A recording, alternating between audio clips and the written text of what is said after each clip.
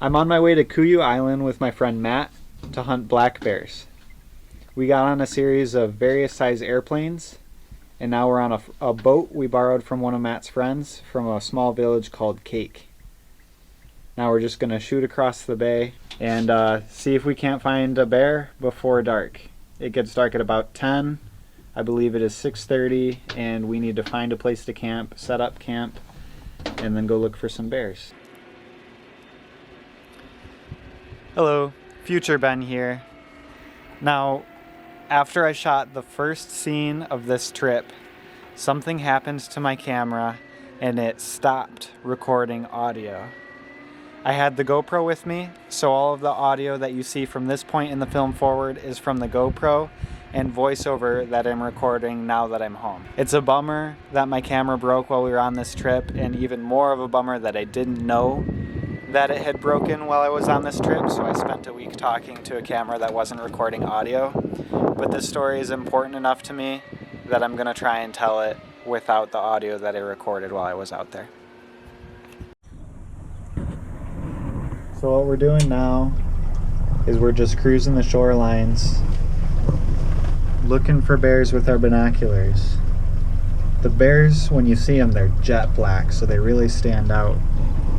And we're just taking the boat around, checking out little bays and river mouths and stuff, and just looking in the grass, trying to see if we can see a bear. And if we see one, then we'll make a plan about how to go after it.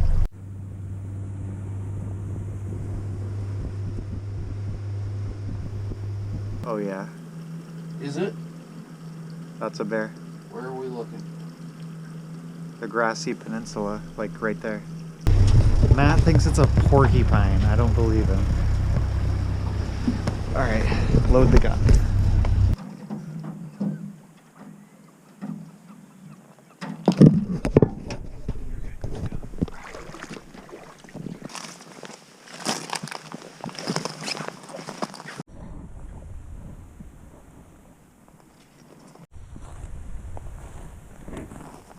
Alright, I put my first stalk on a bear in southeast Alaska. I'll tell you what, man, it is spooky. Sneaking up on a bear and you can't see him and he can't see you, and you're just coming around these bends and you never know, like, you could pop out 5 yards from each other. It's almost as scary as middle school. But if you look at the ground, you can see all of the feed that they have here. Got blue mussels, scallops, and seaweed, little clams, grass, and bugs, and little boys named Ben. Lots for bears to eat up in here. After we put a stalk on that bear, we continued to cruise the shoreline.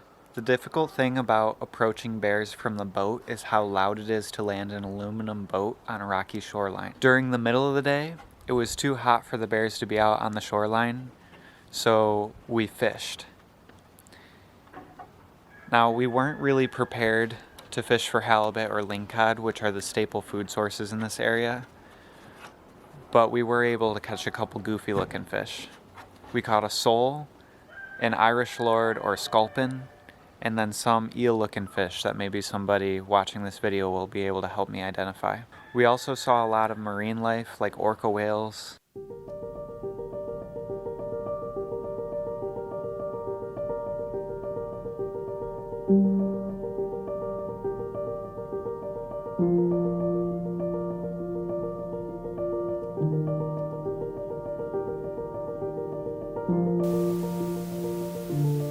After 2 days of cruising shorelines, glassing for bears, we decided that this tactic wasn't going to work, so we decided to try and find the best spot we could find, and then I would hike in during the middle of the day and sit until dark, hike back out to camp, and then hike back in the darkness, and then sit until the hot part of the day.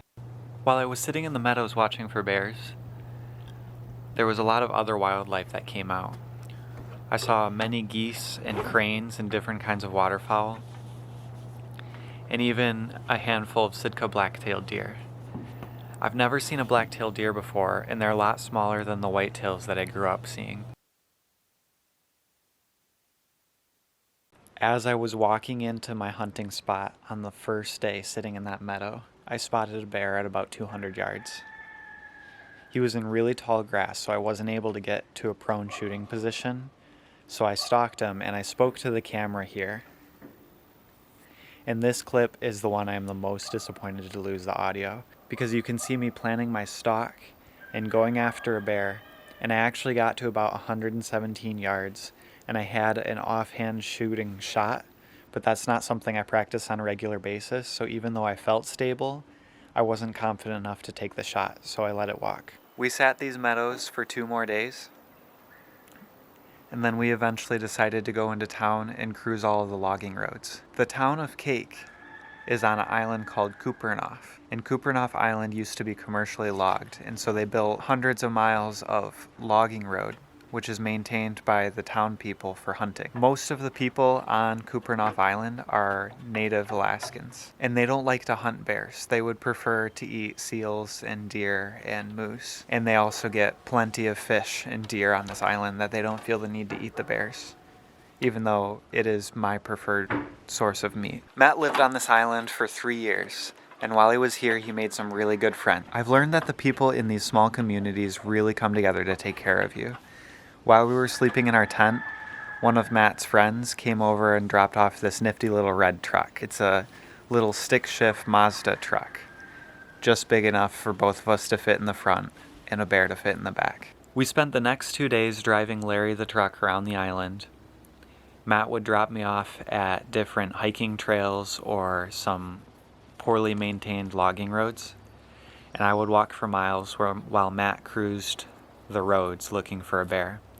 We figured that by splitting up we would double our chances of success.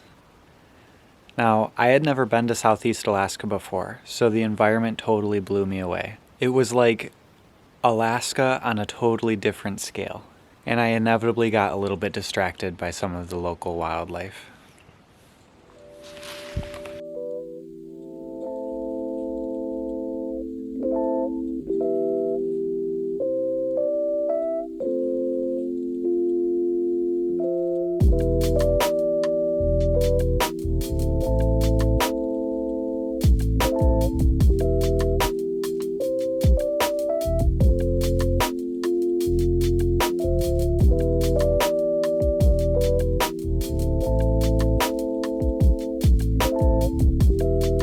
At one point, while I was with Matt and one of his former students, we spotted a bear off the side of the road.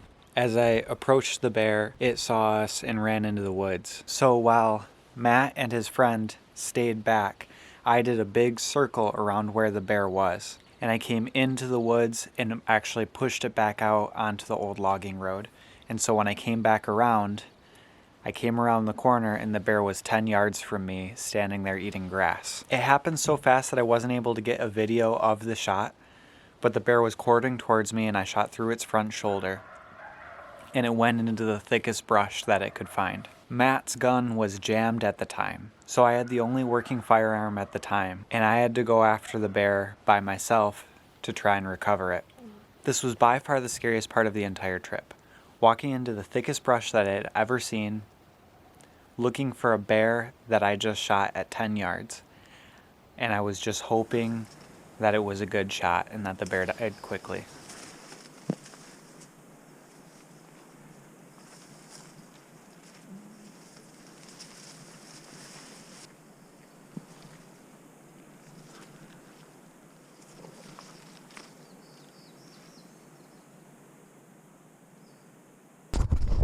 Got him. Got it? Yeah, Dead? I believe so.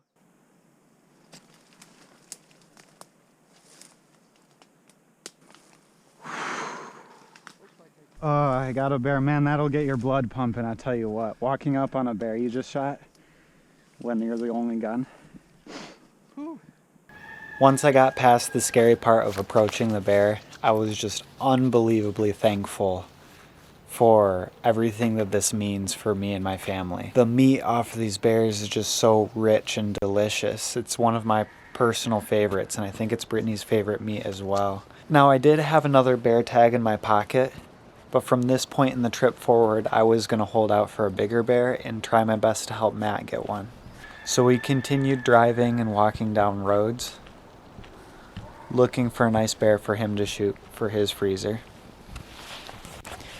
While we were separated, Matt had seen a couple bears and wanted to go back and check some of the same spots. So the following day, we went out and looked through those spots, and we explored with our binoculars, and eventually we spotted a bear, and we began to put a stalk on it. Matt got himself up a nice little hill and used the crest of the hill as a shooting bench and lined up for a shot at about 180 yards. Now that I'm home, Brittany and I are just going to spend a day butchering the rest of this meat.